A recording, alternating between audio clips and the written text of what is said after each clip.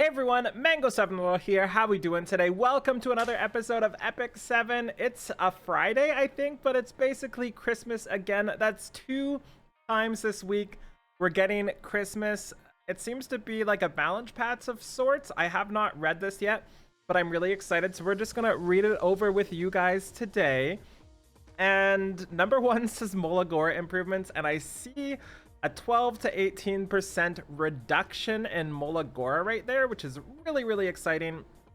We're also going to receive extra Molagora spent via their in-game mailboxes. It also says we also created new content which rewards players, for example, the Adventurer's Pass. Yep, Automaton Tower as well. That's another thing people need to understand is the further we get into the game, the more content we're going to get that has stuff like that. Like the world boss included in the future. Cool. And balance changes. This is exciting. So it says recently we have received many questions regarding the balance of the new ML heroes. Designed particularly for PvP content. We do not offer any PvE content that allows players to compete with each other. Okay. Later we plan on revamping quests and introducing new and more challenging PvE content. Nice. That's what I'm hoping for. Like, I love PvP.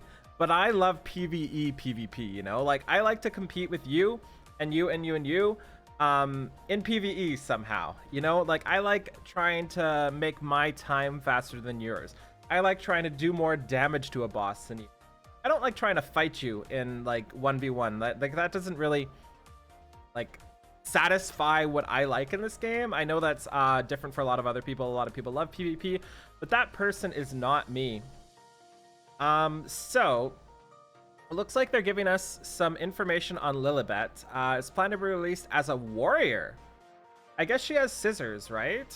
With an ability called Extinction. Extinction is a powerful new skill that disables a targeted hero from being able to use Revive both passively and actively.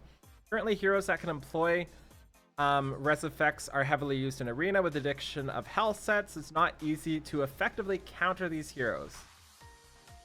Okay, that's really cool, but where do we get her is the important part. Are you gonna put her in an ML4 or ML5 and make her like not available, or are you gonna put her in the connections and make everybody have an answer in quotes to something like this?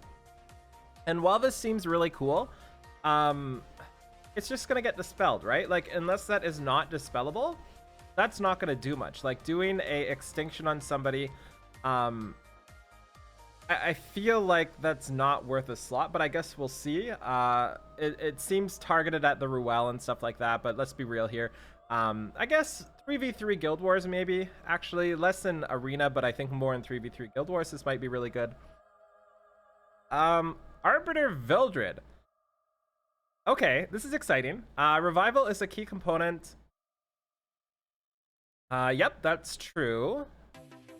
So what are they changing? So sweep, damage dealt will no longer be affected by health loss. That was a big problem with him. Instead, the base value of the damage dealt will just increase by 30%. I mean, that's pretty big. Dark Contract. Combat readiness gauge will increase to 100% and his attack will increase for 2 turns. So it goes from 10 turns to 5 turns. I don't know what that changes. I don't know his exact wording. Dark Blade. Damage dealt will no longer be affected by health loss. Instead, the base damage increased by just 30%. Okay, decreased hit chance is a really important buff too. Yeah, those seem pretty cool. I'm pretty happy with that. They kind of have to, like, I feel like they need to give him a buff if they're going to try to nerf, in quotes, resurrections and stuff, because that's kind of all he had before. So now he's got a little bit more damage. That's pretty exciting. And it allows him to attack right after self-revival, which is a big thing. I actually fought a Arbiter Vildred a couple days ago in Guild War, and you can see I killed his first version of him, and I actually used it to my advantage because he didn't immediately get a turn. So maybe that's something they're trying to fix here. Like, I literally used it to my advantage, his one buff he had, just to take advantage of his ability there and get more Vildred damage, for example. Okay, so Ravi, whew, that's exciting. Ravi is a tanking dealer with the ability to absorb damage as health. Advantages and disadvantages when using her skill. We plan to rebalance Ravi so that more favorable situations can be created when she deals and life steals. That's really cool. So Slaughter increases fighting spirit from 10 to 30, and it also proportionate to attacks and damage taken. That's really exciting.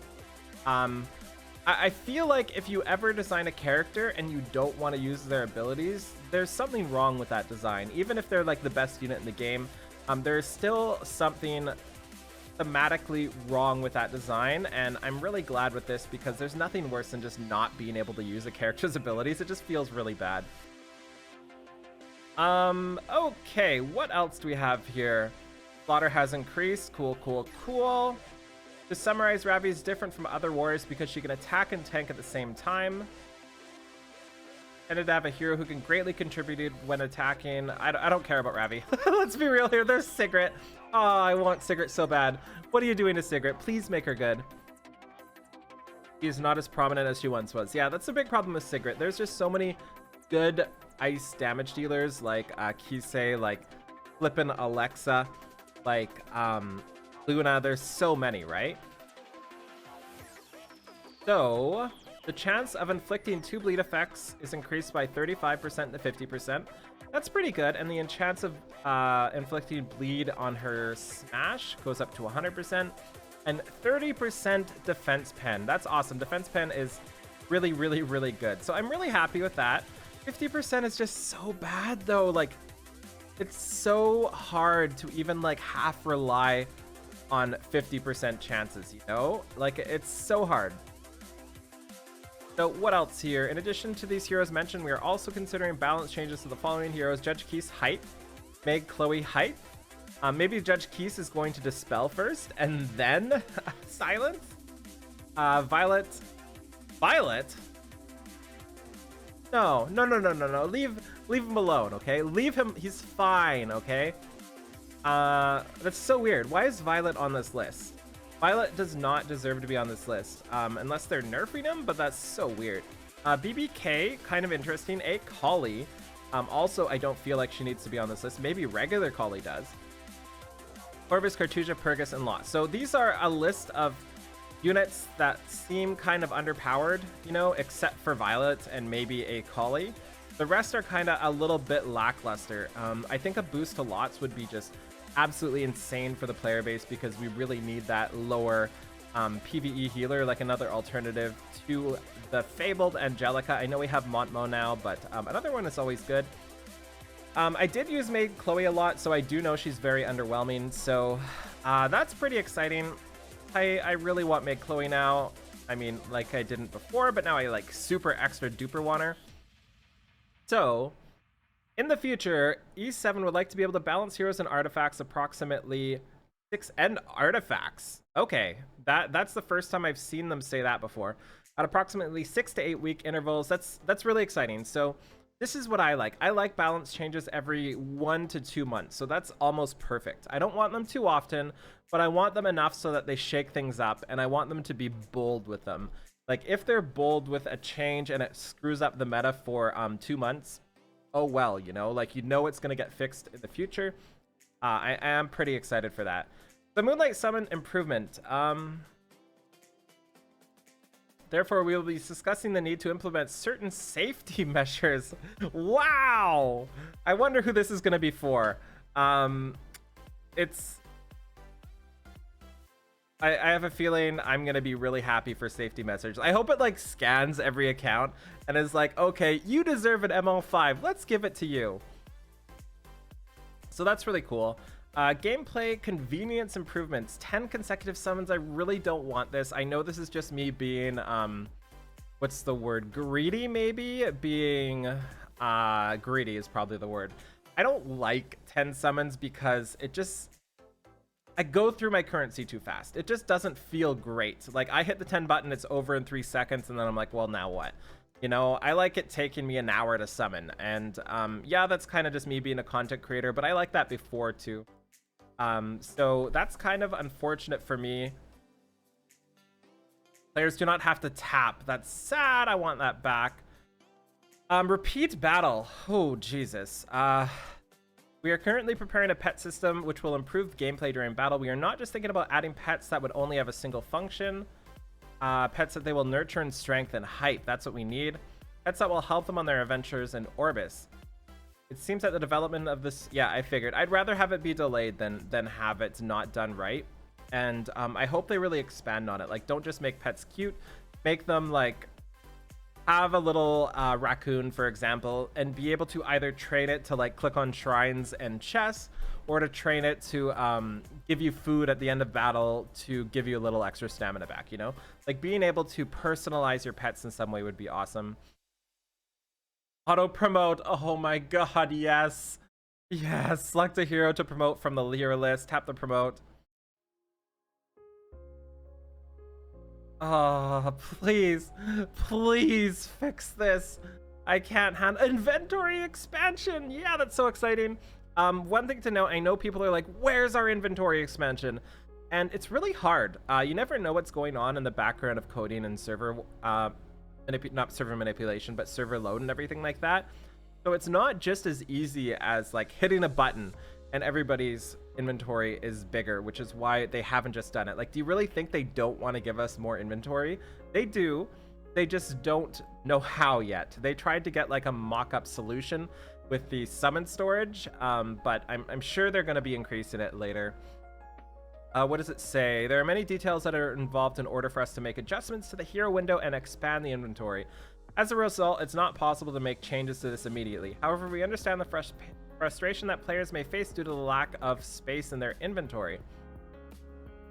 Storage feature added in 529, LOL. Charm will be sent to another inventory. That's really cool. I like that too.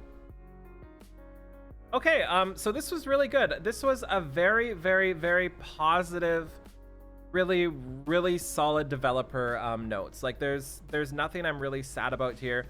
I'm really happy with these changes. I'm really, really happy with all of the things. I think they did a really great job with all three big changes they really made to units, and I'm pretty excited for this. So yeah, what I'm probably going to be doing in the next couple days, maybe tomorrow we'll do a video on it, is taking a look at... I can't find them. They're gone. They're gone forever. Taking a look at these units here and trying to think about what they're going to change about them and why. Like, Judge Kisei, one of the big problems with Judge Kisei is there's so much immunity now. So maybe they're going to find a way around that.